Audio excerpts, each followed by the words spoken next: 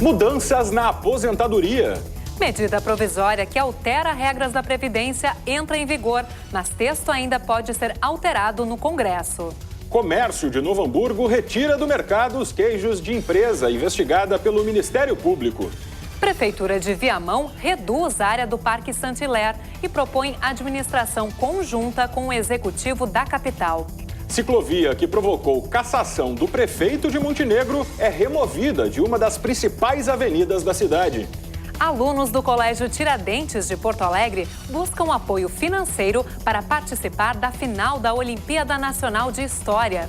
Na quarta reportagem da série sobre a BR-116, as relações entre a rodovia e o Rio dos Sinos.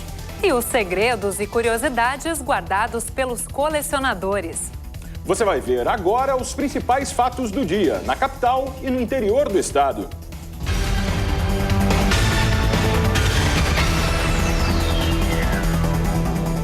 E depois da operação do Ministério Público no início da semana, os queijos adulterados com amido de milho começaram a ser retirados do mercado gaúcho. A TV NH acompanhou uma ação de recolhimento do produto ilegal em Novo Hamburgo, no Vale dos Sinos. Aqui no Rio Grande do Sul, você deve lembrar, foram 8 ações de combate ao leite adulterado. Pois bem, nessa terça-feira foi realizada a primeira ação contra derivados do produto. O Ministério Público descobriu uma fraude envolvendo a empresa Progresso, de 3 de maio, no noroeste do estado, que estava usando o amido de milho para multiplicar o queijo. Já nessa quarta-feira, por ordem da Secretaria de Saúde, as vigilâncias sanitárias começaram a trabalhar para tirar o produto de circulação. Há uma lista que foi divulgada para os municípios que teriam esses produtos para que a gente vá lá e interdite cautelarmente, né, esses queijos para que ninguém adquira, né, ninguém consuma. São 72 estabelecimentos que vendiam o produto no estado, 15 somente na cidade de Novo Hamburgo. Além da orientação que a gente dá em cada inspeção, ele vai ter um prazo determinado por lei de 15 dias para apresentar uma defesa ou impugnação a essa autuação que a gente está fazendo hoje. Além das fraudes na composição do queijo, o produto só tem permissão para ser comercializado dentro do município de 3 de maio. O dono do estabelecimento se diz surpreso com a autuação. A gente compra com nota, compra com boleto, tudo certinho, a empresa vem. Ela não está hoje no mercado, ela já está há bastante tempo vendendo esse produto para nós. Mas a gente está pagando, está recebendo, está pagando, está vendendo, vê que o produto tem procedência, etc e tal. Lembra daquela ciclovia construída em Montenegro, no Vale do Caí, alvo de uma série de denúncias de irregularidades? Elas resultaram, inclusive, na cassação do prefeito. O Ministério Público determinou agora a retirada dos 1.600 metros instalados no centro da cidade. Os detalhes na reportagem da TV Cultura do Vale. No início deste ano, foi implantada uma ciclovia na rua Capitão Cruz, no centro de Montenegro. A obra gerou uma série de discussões. A faixa destinada aos ciclistas também resultou em uma investigação quanto às possíveis irregularidades contra o então chefe do executivo. As investigações provocaram a cassação do, na época, prefeito de Montenegro, Paulo Azeredo. Após um período de negociações entre o executivo de Montenegro e o Ministério Público, foi autorizada a retirada da ciclovia da rua Capitão Cruz. A juíza de direito homologou, acabou acatando, aceitando esse acordo, né? E isso, então, é que fez com que tudo aquilo que vinha existindo em relação à ciclovia parasse. Não se fala mais em ciclovia, porque entraram no entendimento. Alguns moradores aprovam a remoção, mas querem uma nova ciclovia em outro ponto da cidade. Outros acreditam que a obra não precisava ser retirada. Olha, eles vão ter que arrumar outra situação para os ciclistas, né? Porque eles precisam de proteção também, né? Eu acho ótimo, principalmente para mim que uso bastante o carro. Tava muito difícil da gente poder passar de uma faixa para outra com essas bolotas aqui no meio, né? Então eu acho que ficou muito bom sem. Eu estava gostando da ciclovia aqui. Para ciclista ela é muito boa. Agora, para quem tem carro, complica. Para quem tem negócios também. Entraram em vigor hoje as novas regras para a aposentadoria. A medida provisória do governo federal estabelece um modelo progressivo que leva em consideração a expectativa de vida dos brasileiros. A MP é considerada uma proposta alternativa, depois de a presidente Dilma Rousseff ter vetado a mudança no cálculo do fator previdenciário aprovada no Congresso Nacional. Quem foi hoje ao INSS já pôde se aposentar pela nova regra. Mas aos 54 anos de idade e 35 de contribuição, Edilberto está em dúvida se vale a pena se aposentar agora. Estou indeciso, tanto é que eu estou procurando um advogado para que eu tenha a certeza do que eu quero fazer, né? A medida provisória institui a Fórmula 85-95, ou seja, para se aposentar com o mesmo valor do salário atual, a soma do tempo de contribuição e da idade tem que chegar a 85 anos para as mulheres e 95 para os homens. Segundo o advogado da Associação Nacional dos Aposentados e Pensionistas, a nova regra é mais vantajosa do que o fator previdenciário, que costuma reduzir entre 15% e 30% o valor dos vencimentos. Se ela vai ser produtiva com as mudanças que estão vindo, é o que a gente espera, é o que os aposentados, é o que o meio jurídico espera, que ocorra uma melhora, nada mais, nada menos do que na renda de todo o trabalhador, que quando chega ao término do seu tempo de contribuição, se mantenha com um patamar de renda favorável, que ele consiga não sofrer uma drástica redução dos seus ganhos. Um exemplo real é de uma dentista de 53 anos e 30 de contribuição. Se aposentar pela regra do fator previdenciário, a aposentadoria seria de R$ 1.725. Mas se trabalhar mais um ano e se aposentar pela regra 85-95, receberia R$ 2.680 por mês. Este especialista em direito previdenciário lembra que o tempo mínimo de contribuição para homens e mulheres não mudou e explica que o fator previdenciário continua existindo como alternativa. Antes de se fazer a opção pela Fórmula 85-95, tem que verificar se o fator, naquele momento, ele é negativo ou se ele é positivo. Porque eu posso ter uma Fórmula 86-96 hoje. E o trabalhador já vai ser maior do que a Fórmula 85-95. Não será. Então, este trabalhador tem que verificar os dois fatores e fazer a opção pelo fator na Fórmula 85-95 como proposta pela MP. Mas a Fórmula 85-95 tem prazo para acabar. De acordo com a medida provisória enviada pelo governo ao Congresso, a soma do tempo de contribuição e da idade necessária para se aposentar com 100% dos vencimentos vai aumentando progressivamente a partir de 2017. Em 2017, a soma para mulheres deverá ser de 86 anos e para os homens, 96. Em 2018, 87 anos e 97. A exigência aumenta anualmente para 88,98 e depois 89,99. Em 2021, a soma deve se estabilizar em 90 anos para as mulheres e 100 para os homens. A progressividade serviria para adequar a idade da aposentadoria à expectativa de vida da população e evitar o aumento do déficit da Previdência. Mas, como se trata de medida provisória, pode ser alterada.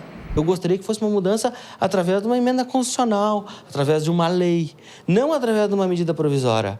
A gente fica muito na dúvida, a gente não tem uma solidez. É o que se espera que isso vire sim lei. Alunos do Colégio Tiradentes da Brigada Militar estão na final da competição nacional que mede conhecimentos em história do Brasil.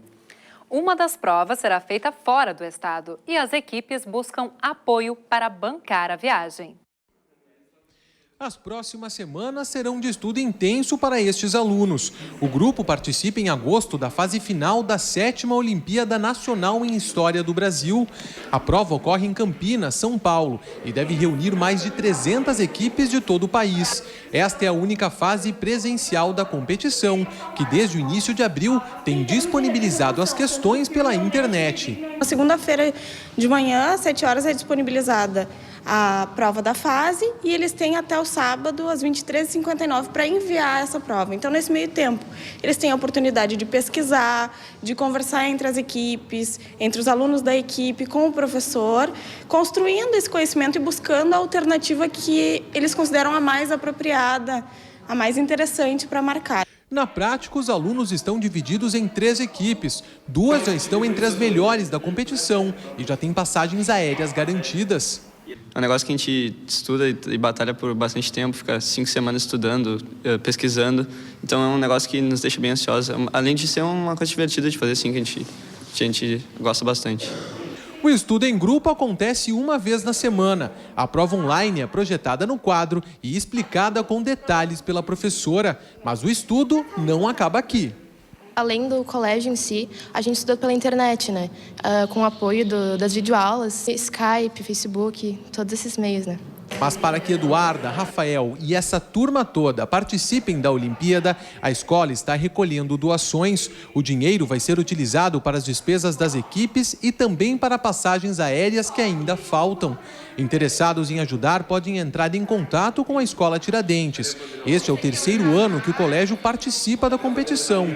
Em 2014, eles foram medalha de prata. Em Viamão, na região metropolitana de Porto Alegre, a administração do município publicou hoje um decreto que reduz a área do Parque Saint-Hilaire. O assunto é polêmico, porque o parque é uma área de preservação ambiental. Mas a prefeitura da cidade argumenta que quer garantir mais direitos às famílias que vivem há anos por lá e propõe que a administração seja feita em conjunto com Porto Alegre. O Saint-Hilaire é o maior parque da região metropolitana de Porto Alegre. Ocupa 1.148 hectares na divisa da capital com o município de Viamão. Desde 2003, a área está enquadrada no Sistema Nacional de Conservação da Natureza, que visa a proteção e a preservação do ecossistema e da diversidade biológica. A área é propriedade do município de Porto Alegre, dentro do território de Viamão. É a situação atípica que a gente está buscando entendimento e consolidando, né, as responsabilidades no que diz respeito à propriedade, né, propriedade de domínio, e a propriedade territorial, que a propriedade territorial não é de Porto Alegre, é de Viamão. Então, as leis todas que foram criadas e os decretos com relação ao Parque Saint-Hilaire, dentro do território de Viamão, né, elas são leis que não se aplicam a essa situação. Por isso, o nosso decreto, a nova reorganização, atendendo o que determina a legislação, especialmente respeitando a questão aí das instâncias de responsabilidade e os limites de competência entre o município de Viamão e o município de Porto Alegre. Pelo decreto do prefeito, que será publicado hoje, a área continua sendo propriedade de Porto Alegre. A gestão será compartilhada, mas o parque vai ser enquadrado nas regras do Plano Diretor de Viamão. O plano, aprovado em 2013, estabelece novas regras para áreas ambientais. O decreto reduz em cerca de 20% a área total do parque. Regiões que ao longo do tempo foram tendo outro tipo de utilização ou que foram invadidas deixam de pertencer ao Saint-Hilaire e passam a ter outro enquadramento no plano diretor da cidade. A área do parque, ocupada por cerca de 1.000 famílias, passa a ter tratamento de zona urbana com regularização fundiária. A ideia é que essas 1.000 famílias possam, aquelas que já estão estabelecidas ao longo do tempo, inclusive funcionários da Prefeitura de Porto Alegre, né, funcionários do DEMAI, que estão vinculadas nessa área, que a gente possa, aqueles que já estão consolidados, que a gente possa consolidar efetivamente, que possa urbanizar e regularizar a vida dessas pessoas. O grupo de trabalho, formado por integrantes das prefeituras de Viamão e Porto Alegre, tem 30 dias para apresentar soluções para a gestão do parque nas áreas compartilhadas. As operações de entrada e saída de navios do Porto de Rio Grande precisaram ser suspensas hoje. O motivo foi o vento forte que atingiu o litoral sul do estado. Segundo os responsáveis pela segurança das embarcações, as rajadas de vento ultrapassaram os 80 km por hora. Também foram registradas ondas de até 4 metros de altura. Agora à noite, o porto segue fechado. Começam no dia 27 deste mês as obras de drenagem do túnel da Conceição, em Porto Alegre. Serão instalados 200 metros de rede pluvial na região, com o objetivo de solucionar os constantes problemas de alagamento no trecho que dá acesso ao centro da capital. O trabalho deve durar 2 semanas. Nesta quinta-feira, equipes da Prefeitura trabalharam durante toda a manhã para retirar a água que se acumulou na pista por causa da chuva que caiu durante a madrugada. Até o meio-dia, somente ônibus e caminhões conseguiam trafegar pelo local. O trânsito de carros e motos só foi liberado pela EPTC no início da tarde.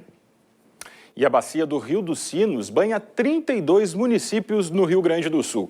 O acúmulo de indústrias e a falta de investimentos em saneamento nas cidades que cercam o manancial faz com que ele seja o mais poluído do estado.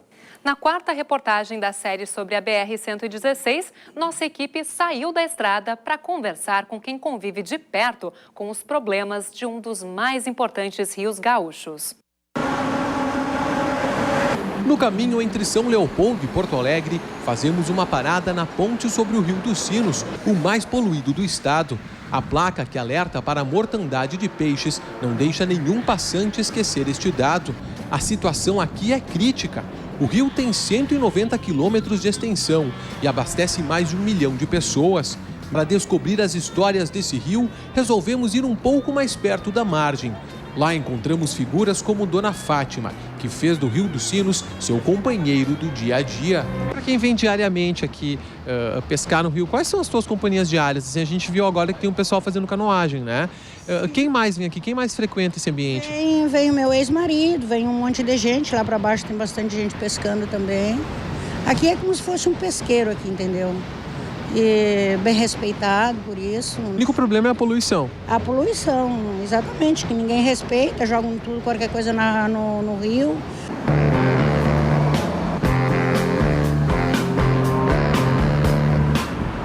Os canoístas também sofrem com a poluição. Sandro passa de 4 a 5 horas dentro do rio. É comum os remos baterem nos entulhos escondidos nas águas dos sinos. A gente vê a poluição direto assim aqui no rio, né? Tanto poluição de empresas, de indústrias que a gente vê e mesmo da própria população que acaba largando. A gente vê direto aqui capacete, vê televisão, vê tudo passando aqui no rio. E é uma das nossas preocupações enquanto aula, né? Que a gente tem muito medo, assim, que nem tem outros projetos de canoagem também no Brasil, que eles são em águas paradas, assim, são lugares mais limpos, lugares abertos. E a nossa preocupação é justamente essa, a gente não sabe o que tem embaixo do rio, né? O que pode acontecer de pisar em alguma coisa, muito lixo doméstico, e a gente tem situações, assim, de dias que a gente vê, assim, que o nível do rio ele baixou demais, assim, daí a gente vê os peixes tentando respirar, que eles vêm até a margem, ou a gente vê eles pulando, assim, que eles estão tentando respirar de alguma forma que deve estar impossível de respirar embaixo da água, né? Amanhã, a vida nada fácil de quem mora na beira da rodovia.